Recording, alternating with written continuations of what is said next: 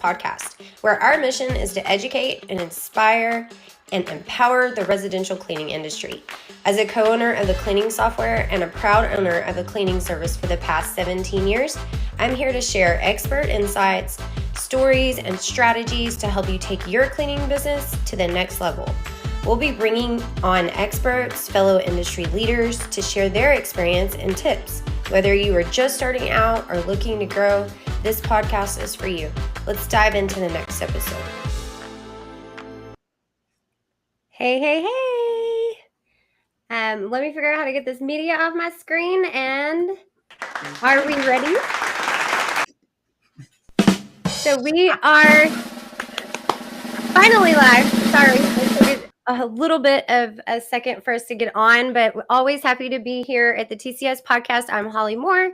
I'm owner and founder of the cleaning software, as well as a residential cleaning service owner myself for the past 17 years. Today's topic is hot. It's always the hottest topic. It's always the reason that us cleaning service owners, and I say that and I'm pointing at myself included, is that we're not growing is because we don't have enough people to clean the houses in order to grow. So today's topic is hiring. And I have brought on my dear friend and industry expert with Hire Lead Chill, Sean Day. Hello. Oh, that clapping thing. There you go. And then Teresa McConnell is I have been obsessed over her social media posts for a while from Level Up Cleaning in Tulsa, Oklahoma. And she is booming our residential cleaning service. Sean Day actually told us how well you're doing and was actually the one that had you on the suggested you for the podcast, and we cannot wait to hear all of your tricks that you have been doing to explode your cleaning service. No pressure. So I've already kind of introduced myself. I will let Teresa go next. Just tell me name, company name, how many years you've been in business, and your favorite part about our residential cleaning industry. So I'm Teresa McConnell, like right down there. I'm from Tulsa, Oklahoma. I was a solo house cleaner for many years, like 13, 14 years. And I got more houses than I could handle. And I finally, during the pandemic, hired someone to help me and could see that they could duplicate what I did. And that kept growing. And I reached out and got some coaching. And the first thing I learned how to do is hire employees, not contractors. And there's lots of cool stuff behind that. My favorite thing about being a residential cleaning service owner is the other owners that I have connected with through Cleaning Business Fundamentals and Sean and them and Hire Lead Chill, just the community we have that supports each other. I don't feel a lot of competition. I feel a lot of collaboration. That is my favorite thing. I just went to the huge convention, and I can say I mean, that was like a ton of different industry people, but man, I got flocked right to my residential people, and we stuck together. There's something special about us. We all have the same struggles. We're very specific in our needs and niches, and we just really help each other out. Sean, you're next. All right. So I'm Sean Day with Hire Lead Chill. I actually owned a residential cleaning company for about 20 years in early 2000s. Sold it in 2015-ish and stayed on with the company there for a couple of years. We bought other cleaning services. We had about 100 employees, so we had to learn how to recruit really quickly or drown, and we decided we better figure out recruiting. So we did. It worked great for us. We were at a convention and saw some friends of ours and wondering how we did things. I told them. The next thing I know, we're recruiting for hundreds of different companies around the country. And we sold off all of our home service businesses. So that's me in a nutshell. So now I help others find awesome employees for their companies. Favorite thing I like about the industry is two things. One is exactly what you guys have both outlined. It's just super tight niched. I can identify with all the misery that I've ever had and all the great stuff I've ever had and everything in between. And then it's just super fun. I mean, it's super fun people.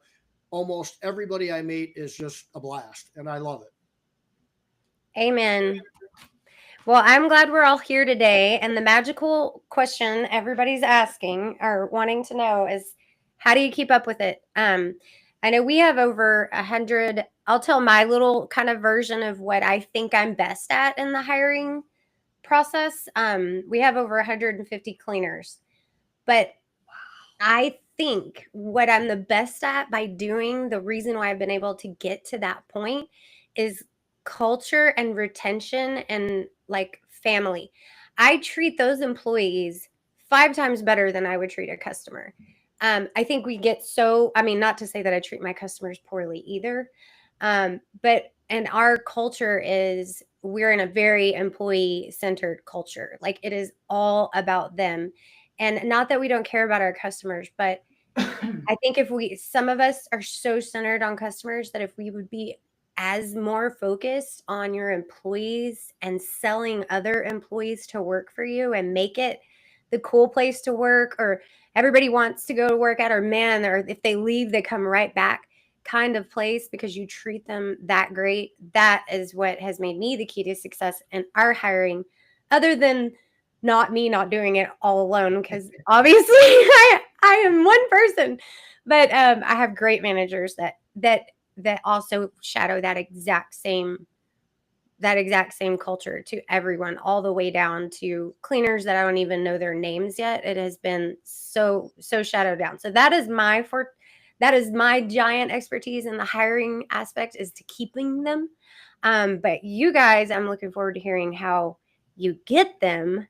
And then also, Teresa, how you keep them as well at a rapid rate that you're growing. So, Sean, first question for you, but we are going to go around and piggyback off everything. In your experience, well, actually, let me go. What do you think your number one asset in this department is, if it's not obvious? Well, recruiting, yes, but I think if I still owned a cleaning company, maybe I'll take it from that version. Yeah. And what I try to coach our clients is exactly what you've outlined. It's not everything. I'm hyper focused on employees, right? And so I'll go to core values. Culture is certainly one thing, and you can have your own culture. I've got and know companies that love sort of a corporate culture.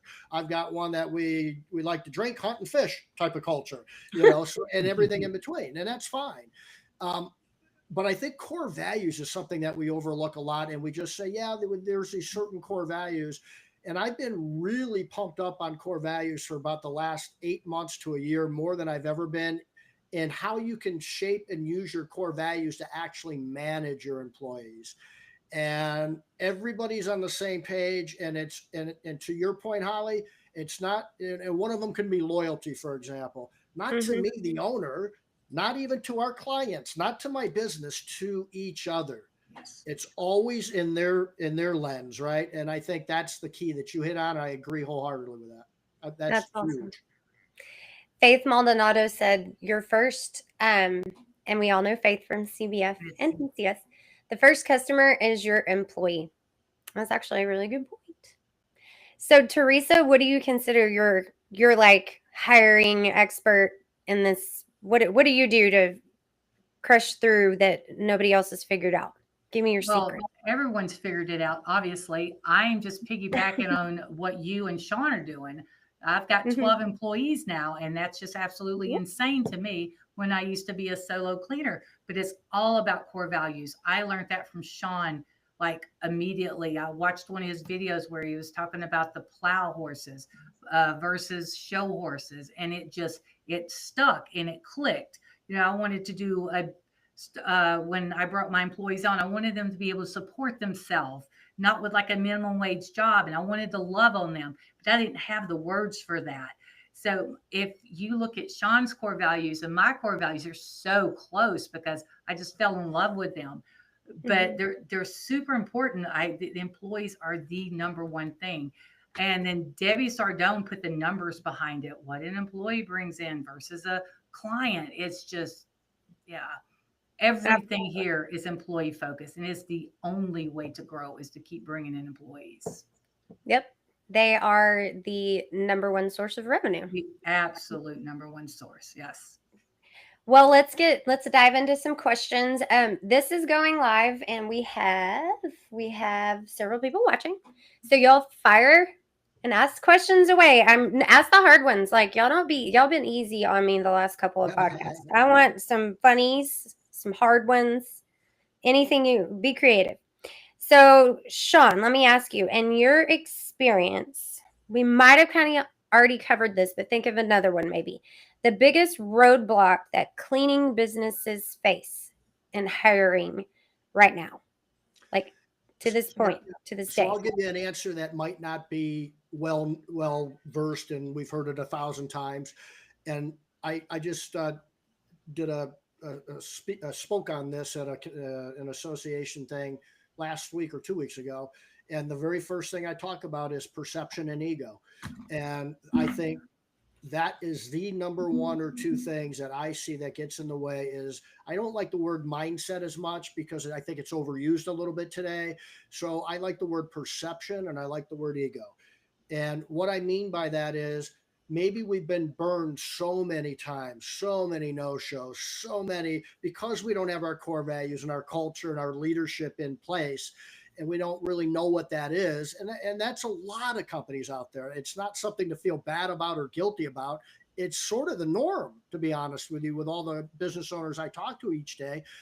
And so when you have that sort of perception where here we go again, and I had 2 no-shows. Now this lady's coming in, that perception and that sort of I've been burned all the time, and that is something they can pick up on. And that's something that, like you said this earlier in this podcast, Holly, nobody really started a business because we love to recruit, we love no-shows, and we love to interview.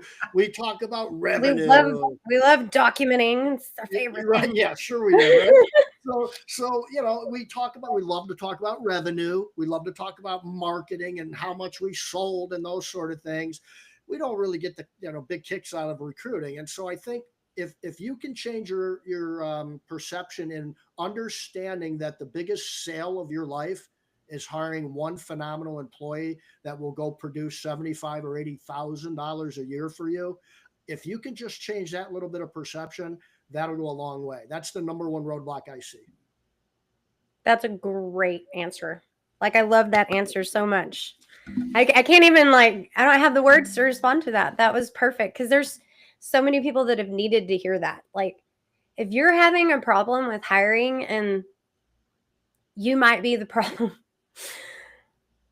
I hate to say it, but you're selling yourself and your company, right? And if nobody wants to come work for you, or you're not retaining people, then you aren't selling yourself very well to your employees. Now, that's not being walked all over or whatever, but it's just like being the youngest. Like, I've got to suffer from all the oldest disciplinary issues.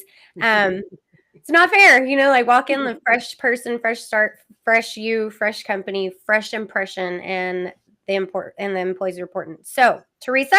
Yes. Are you ready?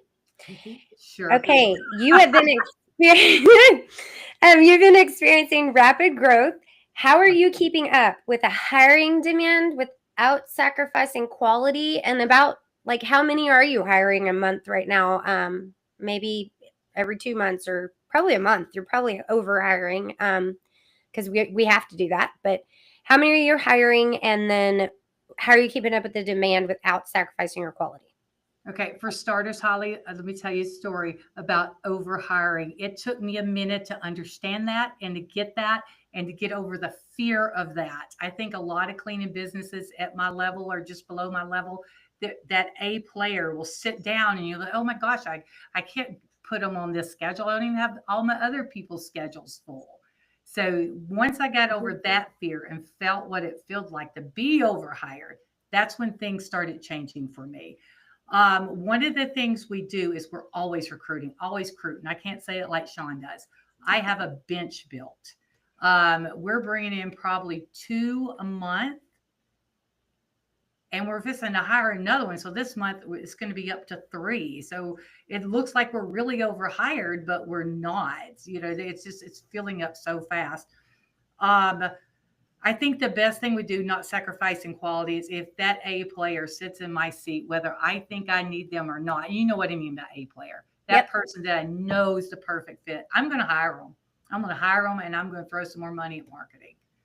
So that's Amen. one of the things that we're doing to keep up. And if we recognize somebody who we do hire and we get them out there and they're not a good fit, out as soon as possible. Because I also learned the hard way. I know this wasn't your question, Squirrel No, 88. I love it. I love it. I love I it. learned the hard way that one person can tear your culture up. I don't care Oh, how girl, you're good of not a lying. cleaner they are, and the clients love them, and they're bringing in money and they're showing up. But if they're affecting that culture, oh my gosh, get them out quick.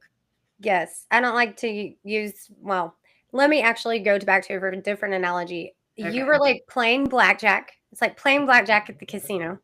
Is it? Hey, national convention's coming up in November, so we got to get our blackjack faces on. It's like you get dealt an ace king, you have a blackjack, and you just look at the dealer and be like, fold. You're an automatic winner, but you just folded it anyway.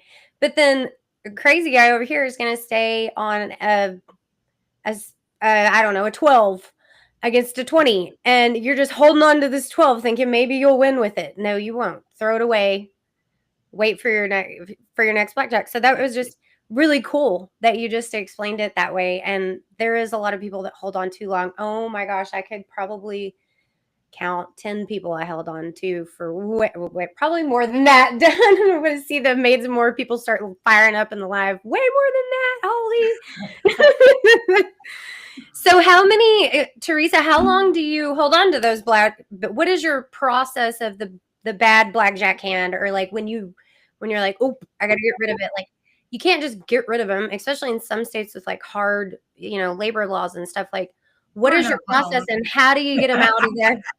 You're in Lake Charles, yeah, or where are you at? Like Charles? I'm in Or Oklahoma. Oklahoma. too. Oh, well, y'all are Yeah, kind of out. like Out. y'all are kind of like Texas too. We get that. But how do you get them out, and what process do you follow getting them out? So if it's a serious culture thing that they're out. I'm not worried about whether I got to pay workers' comp or whatever. They're gone. Because what is it called, Sean, that we're in? Unemployment tax. What's it? A right to hire, right to fire. Right. Oh, employee at will. Yeah. Yeah. So I don't have to have a reason to fire someone, but it could come back and bite me in the butt on the unemployment thing. We start taking jobs away from them. We bring them in and we say we fix it now. I don't sit and I like that. Yeah, I don't sit and wait and say, oh, maybe this is going to get better. I'm pulling them in and I'm saying this is going on and we got to fix this now. Yeah. Immediate action as soon as immediate, yes. As soon as you see it, nip it in the bud, call it in. If it's just a talk, it's a talk. Yes. But so many people avoid it. It's like they're scared of their own employees or scared of confrontation with their own employees. Well, guess what?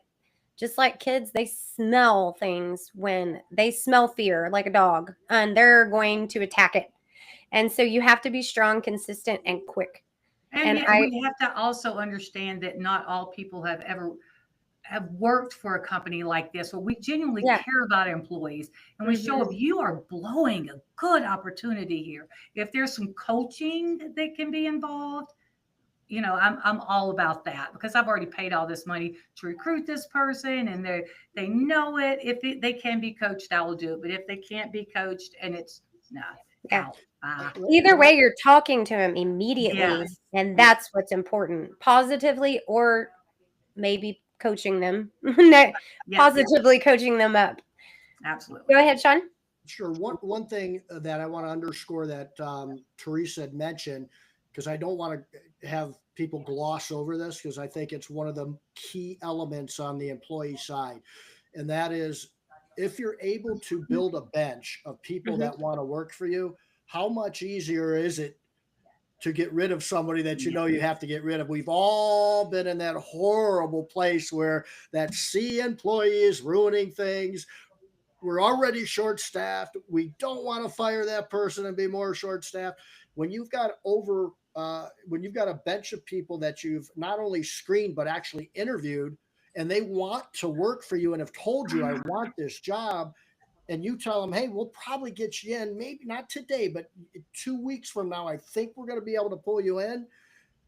It's like a basketball team with 5 starters on the court, and they look at the bench, and there's nobody on the bench to take their first position on the court. How hard are they working for their job? If they see 5 people sitting on the bench, foaming at the mouth, ready to take their job, things change real quick when you have a bench of candidates ready to work. Mm-hmm. Things Exactly. also changed when our employees would come in to get supplies, and they see that we're recruiting all the time. They see us interviewing. How often do your employees come into the office? We're still at 12. They come in when they want to. Okay. Yeah. Just if they want to, how often do you see them coming I see in? them daily. Yeah, daily. I got 2 chairs here. They come in and sit down and talk with me. It's still working for now. Yeah. I mean, I don't. Open door. This is the first time I've ever sat down and spoke with you, even though I've secretively stalked you on Facebook. I just want to come and sit next to you and talk to you. Just have that warm feeling, like where you just, I don't know, you have to have that feeling and that aura that you put out. So I could definitely see that. But I think it's very interesting. I have a lot of people with that follow the CBF model, which is great. I love Debbie. I love CBF. And that solo cleaner model, and keeping that camaraderie and that love and that kind of, because if you only see them once every 2 weeks or so, and you just said it all, you left it optional and they're in there daily. That is so cool. Like that, my girls, if they didn't come in daily, they would be like bored. They wouldn't, like, that's their daily coffee hour, their social hour, they're hanging out, like it's fun. So that environment is awesome. Okay.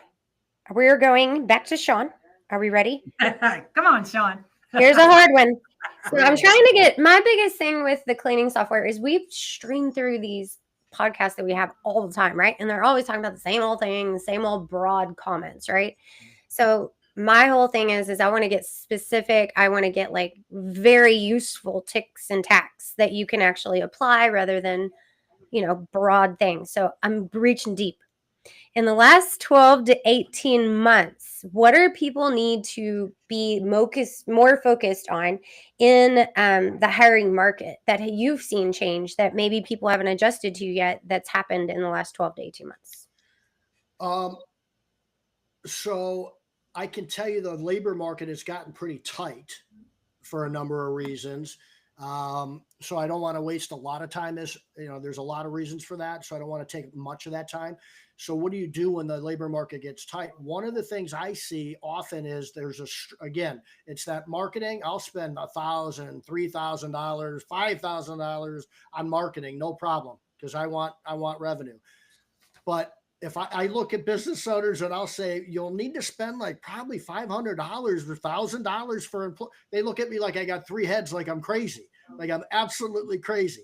When the labor market goes up, it's simple supply and demand, or when it tightens, I should say, and it's very tight right now. And again, for a number of reasons, I can touch on those, but you can let me know if you want me to. But when that happens, you've got to increase your budget. If that means you need to steal a little bit out of the marketing budget, so be it, and put that into your recruiting budget, which, by the way, if I was to survey cleaning business owners around the country, I would imagine not many would say they have a recruiting budget.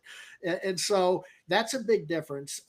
The other thing, which is really off topic from that, is that AI, right? I'm begging you, please. I love AI. I use ChatGPT all the time, but don't solely rely on that to write your job ad. You still need to do a little bit of homework and figure out what those keywords are. And very quickly, I'll give you a very quick example from the Texas team right here, right? You guys down in Texas love the word maids, right? Maids this, maids that. We got. It's kind of in my name. I feel bad, but yeah, it's not appropriate. I got Maids on a Mission, Debbie's Buckets and Bows maid service. And that's fine. That's your labor market. That's what people are typing into their phone when they're looking for jobs. That's fine. But they don't do that in New England. I assure you that. That's not, and I know that from researching labor markets around the country. So ChatGPT will give you a good idea of what it thinks should be some good keywords. But I'm telling you now, if you use the word maids in New England because ChatGPT said to do that, you're going to lose about 40% of your application flow. So that's kind of a maybe today type of thing with AI going on. I hope that's deep enough. Yeah. Like in Texas, y'all say yeah, or you guys, and I say y'all. That's right. That's right. Teresa's with me in the y'all thing. We're Yes, we're on the y'all thing, but we're not on the maid thing here in Tulsa. nice. We're not. I mean, I it's wish it's here, but if somebody's looking for a job, they're typing in cleaning business, I think, cleaning technician. Yeah. Well, Teresa, you had mentioned it earlier, but I also you said you didn't realize how much you needed to overhire. This is, well, actually, hold on. We have a comment. Kevin said documentation is key for coaching, especially when the fun decisions come to unemployment. Yes, Kevin. And as you get bigger, that unemployment rate increasing on you by 0.5% can mean hundreds and thousands, a lot of money. I mean, it could mean $10,000 a year just by going up losing one unemployment claim. So we definitely have our process down to a science where it's like, you document the verbal warning, y'all. Yes. Document the verbal warning, because you can't just write verbal warning; it doesn't work. And then you document at least another time, and then third time you have to write final occurrence. I'm sure it's different in different states, but I haven't lost an unemployment claim in over 12 years. Not because I'm mean. It's because I'm documented. I coach them, and the TWC, or the Texas Workforce Commission, can see that I've done everything possible for this person. And so this person also gets it documented to them, and they feel like they've gotten everything done for them too. They're like, oh, wow, it's on paper. Can't say anything about that. I had to sign it, and it's just I talk about documentation all the time. So I'll just move on. Back to Teresa. Thanks, Kevin, for getting me off topic. I knew he's always good for that one. Holly, we document too while I'm over here hollering, get them out, get them out. And the documentation must match our handbook. There's got to be a policy that was violated. We learned that the hard way. Yes. You can't just say it's quality. You got to have, You got to write down the checklist that they violated. This top of fridge stapled checklist. Clicking, like in the cleaning software, they actually click that they did it. So you can print that sucker off and be like, you clicked that you completed the top of the fridge. Here's your write-up, quality, staple, or scan, or whatever it is now. Sometimes I give up on technology. Sometimes it's just easier to paper it with HR. Oh my, go. Okay, so you mentioned overhiring. This is a question that I get a bunch, and this is a question I get a bunch. As how much do I overhire? And I know at maybe a certain level, maybe it's different. But what percentage do you overhire? Like, okay, so say I want to grow, because you should always have your growth, right? Like I want to grow 10,000 in revenue this month, or whatever your goal is. How many do you, 1, have to recruit, 2 have to interview, 3 have to hire, and then 4 end up with a cleaner? Because there's 4 stages to that. I don't know all that. Mm-hmm. We're doing trial and error here. I can tell you right now, we're probably overhired maybe by 1. But we just had, this is a squirrel thing here. I'll come back. No, you're good. You're good. I promise it's over there. We just had a tech turn in her 2-week notice, A player, because she's moving to Phoenix. Mm-hmm. And so we pulled from our bench and pulled one in. I know a good cleaning service in Phoenix, by the way. If she needs a job. I know a great cleaning service in Phoenix. Oh, I sent her over to Stephanie Hathaway. Okay, perfect. She's going to go work with Stephanie Hathaway. But overhired. I mean, we're overhired. Maybe 1. We're going to bring another one in. We would like to be at 15 cleaners by the end of the year. Maybe we need more. I don't know. I don't know. I don't know. A net of 3. Huh? A net of 3 by the end of the year. Yes. I don't know the numbers behind it, Holly. I just know by making mistakes that that is how I learn. I learn by hitting my head against that wall. Bring it in. Don't worry about do you have the jobs. Keep hiring. The jobs will come. And if you get overhired, it's always a good time to get rid of maybe the B teams. We never Yes. keep the C teams, but the B teams may have to toughen up or rise above. Or throw more money into marketing, because we're always honest when we're doing our group interviews, and Yeah. I'm sure we'll Ooh, touch on group that. interviews. Oh yes, we're That was honest, a fun right? word.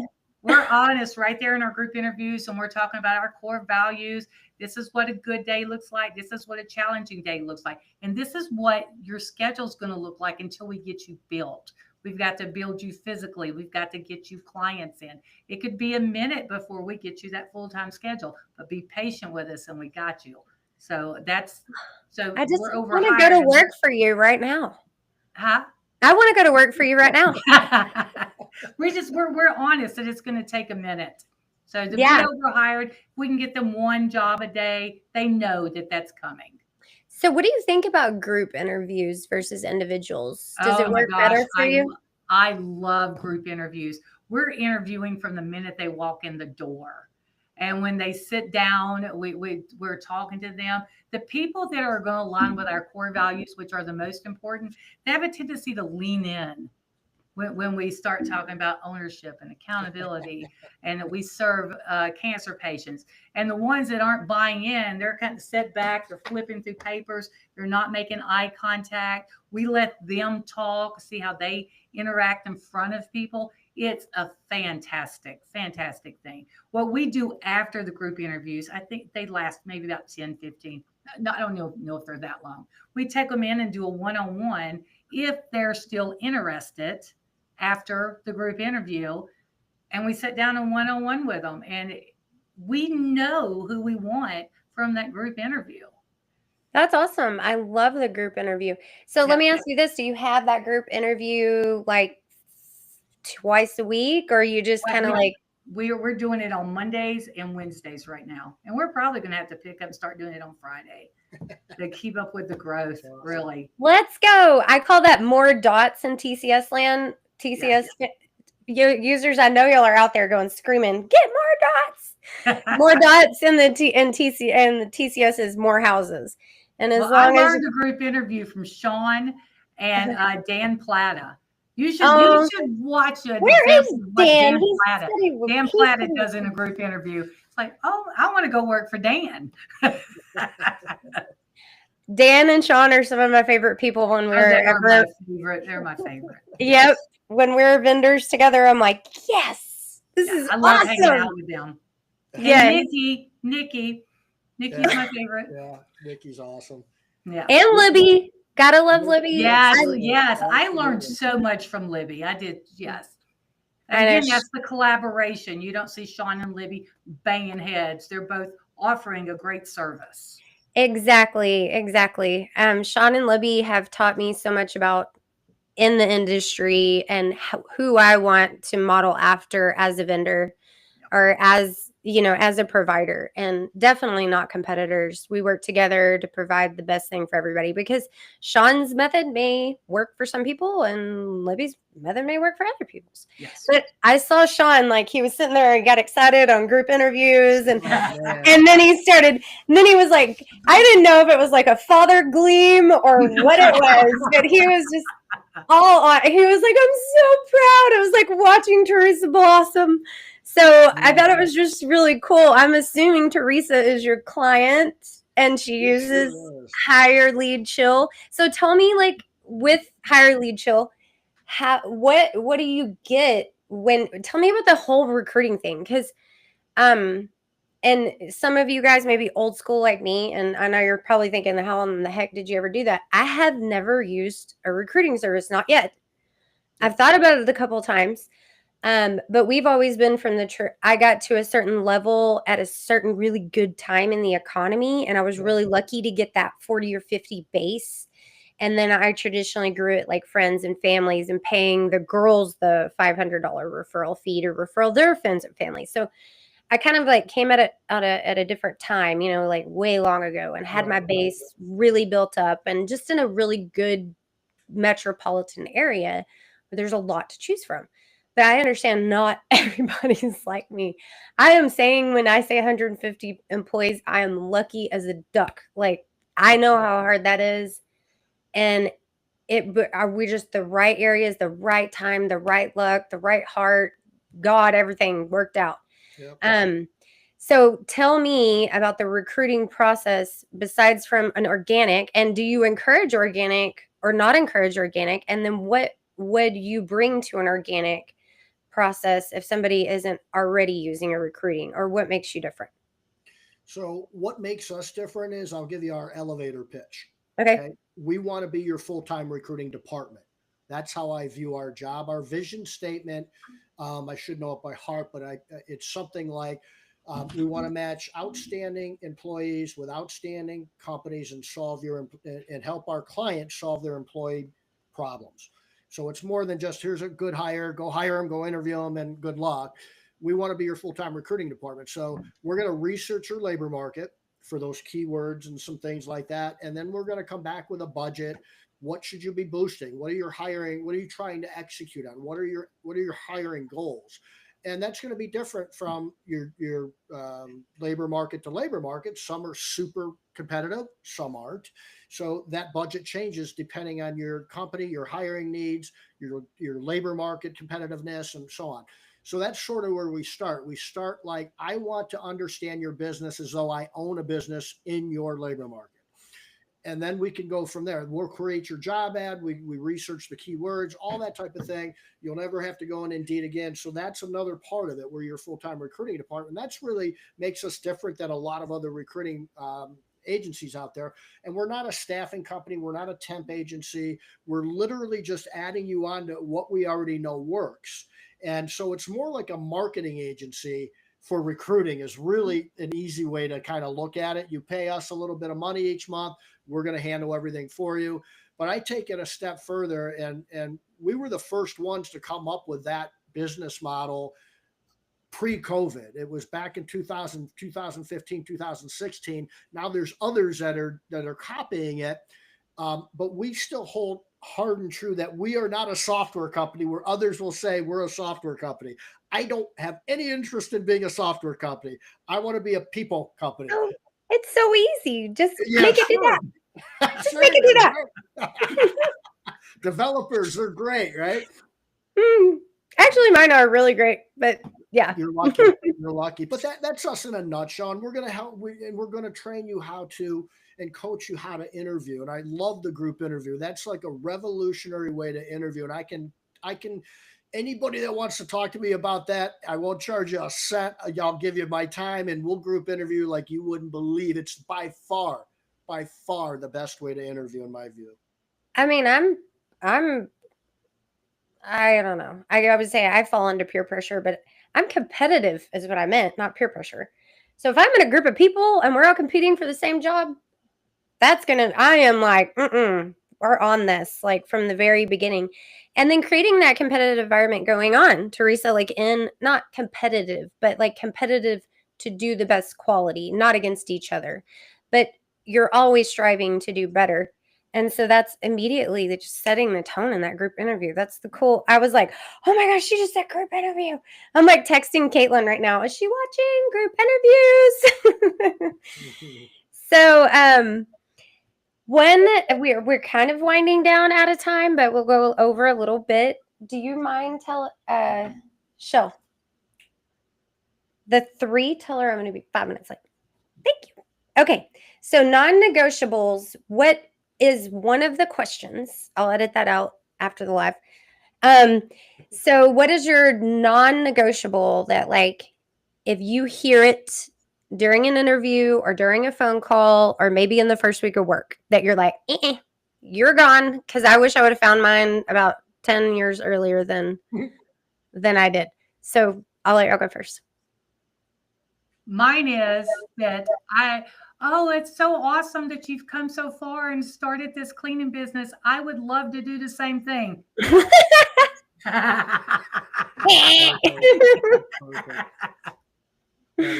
Perfect. Mine would be in the group interview atmosphere, and that is if they, and I mean this with all my heart, if they are not absolutely thrilled to death when I start talking about core values and culture, and they don't absolutely identify with it and absolutely fall in love with it, And we tell them, if you don't love this, do not take the job. If we offer it to you, don't take it, because I promise you it's not going to work. They have got to fall in love with our core values and our culture at the interview. And when you and Teresa's exactly right. It's like Moses in the Red Sea. You see this part of people looking at their phone and think about it like this. If you want to hire somebody that's a great interviewer and can BS their way through a one-on-one interview with their strengths and their weaknesses, and the last time I was upset at work and all that BS, do that. That's fine. It's really, really hard in a group interview to hide your body language, especially when you don't think you're being screened and vetted and looked at. It's really hard to do that. We've got clients that get to a point where they'll have 15 people in the room, 20 people in the room on a group interview, and they'll sort of plant one of their employees or managers in there to look around and see who's getting excited when the words core values and you start to outline your core values. They look at that body language. You can't hide that. That is so true. I'm digging that. So I have a funny comment, but I'm gonna, before I like completely get sidetracked. So my favorite interview question, and if I get above 1 as the answer, it's like a no-go. How many days do you feel it is acceptable to call in per month? It's one of our And questions. if they say 1, or like my favorite answer is 0, and then if they say 1, I'm like, and then any more than 2, I'm like, nope, you're done. We're out. Yep. And then I can't remember. This comment has me. I'll remember it after I read this comment. So Kevin says, oh, the really crazy thing I did. And Kevin, by the way, comes from a major corporate background. Great manager, but says the really crazy thing I did one day, expanding on the group interview concept, is we made it a happy hour interview. I don't know if I'd be brave enough to do that. It was a little daring because the subset of those folks who'd applied were invited. It was a pretty awesome experience. Maybe more of a manager candidates for cleaners than, or maybe more managers than for cleaners. But I'm like, I bet that was interesting. That would be interesting. And I can assure you this, if Platt is going to be listening to this, he'll probably be having a few of those interviews set up by next week, I would guess. Yep. You know what he's now like? He's going to go like, you know what? I'm going to interview my clients with a happy hour. Everything is going to be a happy hour. I saw a thing, and I'm trying to think of the dude's not. Jim Rohn, he said to like office people, take them to coffee. I think it was Jim Rohn. Take them to coffee. See if they know what they want to order. See how they treat the barista. Stuff like that. You can find out a lot about a person right there. I'm not going to happy hour, though. Oh. So I just thought about Kevin's right before I thought about that. My favorite interview question that I ask is because I've always wanted to create careers, because as long as everybody in my employees want to grow, we're going to grow. Like if we've tapped out on the main service, we'll start a cleaning software. I don't care. We're going to expand and we're going to grow. We're going to, as long as they're willing to grow and they're doing the work to get there, we'll create opportunities for them.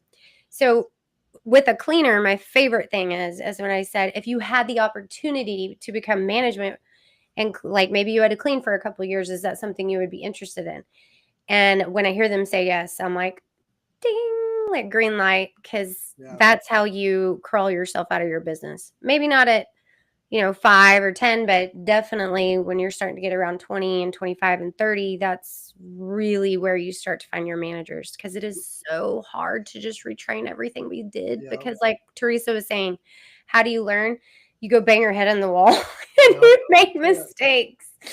So it's like, we've got a set of questions that we ask that I kind of call, do you understand business set of questions? And it's really to your point. We put together years ago, and I got together with buddies of ours that were own businesses, and we were trying to develop this business model. And when we all answer as business owners one way, I said, why can't we have candidates that would answer the same way as a business owner would? And what we found was that they were far, far better employees in general than those that did not answer sort of the same way that business owners answer. And that's really, coupled with what you're talking about, both of you, is that, and we don't expect them to put formulas and spreadsheets and stuff like that, but we found 4 traits kind of come to the surface. Business owners don't have to babysit them as much. They tend to be more loyal. They tend to have better judgment, and they're better problem solvers. And if that's not a great employee that's going to help you scale and grow a business, I don't know what is. That's awesome. That's awesome. So one last question. I've had a cleaning service struggle with this, and I feel like in my subconscious, she might have prompted me to ask this question. So I hope she's listening. Do you think sometimes in your market that you feel like you're paying, like some of the solo models, you're paying like $20 to $25 an hour, and you do local research and you are still seeing people work at $15 to $16 an hour, and you're still trying to figure out why you're losing people? I see that a lot in the cleaning industry. And other than my explanation, because I'm tired of hearing myself talk, what is the explanation for that? Because that's a big question in the residential cleaning industry. I don't understand. We pay 20, 25 an hour, but over there it pays 14, and they'll go back over there all day long. Because of the culture. Because not everybody is money motivated. You're trading your time for money. And if the culture sucks, then I'm going to go get 15 over 25 all day long. Guess what, Teresa? My dad lives in Tulsa, Oklahoma, and I'm coming to see you. Okay, come see me. I'm like, we're going to hang out. You wonder why I had her on. She's everything. She really is. She's the best. She's so smart. I love watching. If y'all haven't, I know I already mentioned it, but Level Up Cleaning. I always watch social media is unfortunately the new day and age marketing, and I watch a bunch of different cleaning services. One, to get ideas for my own. Sorry, the teacher and me, we either lie, cheat, or steal. And so then I just watch it because I just enjoy it. It's my humor, and you have some really good ones. So I commend you for your marketing efforts. So I'll have to have you back on when we do some social media, because yours is creative. Your personality truly comes out. All right. So what was the last question? I got sidetracked. Oh, yours was, what did I ask you last, Teresa? You were talking about why would somebody leave a 25 to 15? Yeah. That's your turn. Or maybe it's the opposite way on the thing. Yeah, we'll just do this just in case. Yeah, I mean, I think 2 reasons. One is it's culture for sure. It's look in the mirror. Why are they not there? Because it's not money motivated at all. It has something to do with your culture or something. The other thing it can have, and when I say it has to do with their culture, maybe they're not a good fit for your culture, which is okay, and it's fine that they go away. And there's just some people in our industry that are job hoppers that aren't loyal. Oh. And they hop jobs and they're not loyal. I mean, that's okay. Let them go. And you got to be real cautious on bringing that type of person back. I know a lot of times people will leave and then come back and want to come back to work for you. But I wouldn't just say, yeah, I'd put them through the whole thing again. I'd do it like they're brand new, a candidate. If it's somebody that you want to bring back, I wouldn't just say, come on back. I don't think that's fair to the rest of your team. That they think they can leave and then come back just because. That's not fair at all. And I think loyalty has a big thing to do with somebody staying around. And I think screening has a lot to do with that. I don't know why on earth a normal human being would leave a $22 an hour job with a good company to go make $15 an hour. Good response on the questioning. That was awesome. So maybe add some loyalty and screening questions more to your interviews. Like, hey, I've seen you have 5 jobs in this last time, or this last year. So agreed. A lot of us cleaning service owners will make the mistake of being desperate, having somebody walk in the door. They didn't bring a resume. Can you start tomorrow? And then the bad apples kind of begin if you don't take the time to do that in the beginning. Like Teresa was saying, she's constantly recruiting so she can stay ahead of that bubble so she never gets in that pickle. That's our big thing, not getting in the pickle. I think the very last thing I'll say is that to the hard number question I asked you, I'm a number person. Ask Dan. I never make a decision without a number, like an actual percentage or number. Just like Debbie says, you have to know your numbers. So I've found that my number when I got to over 35 employees was over hiring by 15 to 20%, somewhere in that framework. So if I knew the revenue that I had needed a certain amount of people, I would hire 15% over that to 20% over that. So I don't know if that helps y'all at all. I'm a numbers person, so if you're trying to gauge whether you're hiring too much or not, using that 15 or 20% is a pretty good, ballpark. So in Teresa's example, it makes perfect sense for her because she says she's one overhired. She's about to hire another, so that's 10. That's 1 to 2 people. So I mean, 10 to 20% is, or 15 to 20% is right where you need to stay. And if you're under that, then you're going to be in a pickle. So I agree with that. That number makes sense. Yeah.